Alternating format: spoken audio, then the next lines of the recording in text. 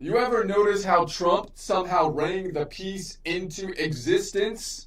Just rang it into existence, like he just strolled up in the Middle East, grabbed a big old Liberty Bell, gave it a whack, and pazam! Peace broke out like fireworks on the 4th of July. Like fireworks on the 4th of July. But of course, the Nobel Committee immediately disqualified him.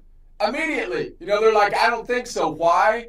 Apparently bells are problematic for the Nobel Prize. So they're like, oh, you're disqualified.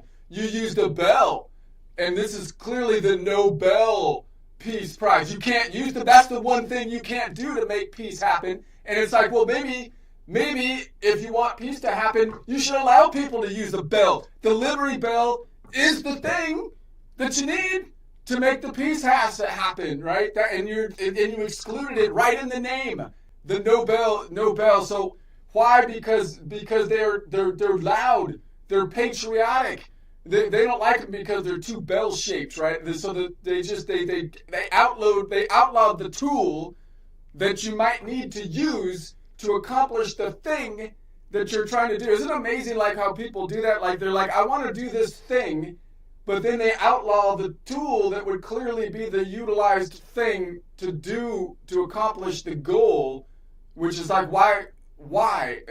And since it worked, since the Liberty Bell thing actually worked, it obviously violates the modern rule of international diplomacy, which is that success is oppression.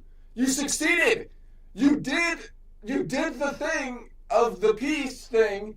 And because you were successful, you're not going to get the Nobel Prize because success itself is oppression.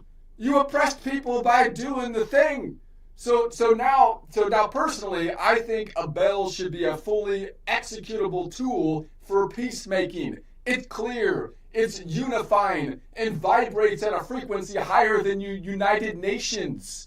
So, but what do I know?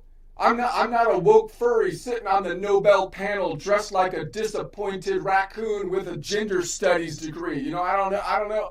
So these are the same kind of people who refuse to give any award to like J.K. Rowling, and they're they're giving J.K. Rowling like death threats and whatnot, even though she's got the most successful series, just because they're still mad that Harry Potter wasn't actually about Harry Potts.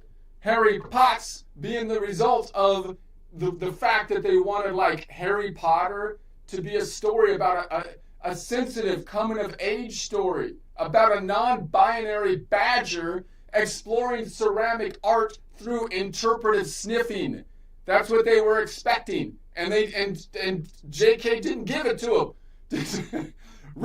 They're ripping off from that famous pottery scene from Ghost. They're the famous Ghost pottery scene, except they're going to wokeify it. Like they wokeify everything. They steal some good idea, and then they make it like disgusting. You're like, what in the world did you do to the except in their vision, it's two furries at the wheel, one in a wolf suit, the other in a confused house cat onesie, spiritually molding a mound of clay.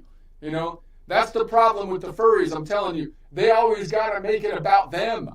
Even peace can't be peaceful unless there's a tail involved. They just want to be in the spotlight. Why? Because their union contract requires the light to be operated by some dude dressed as a dog named Spot.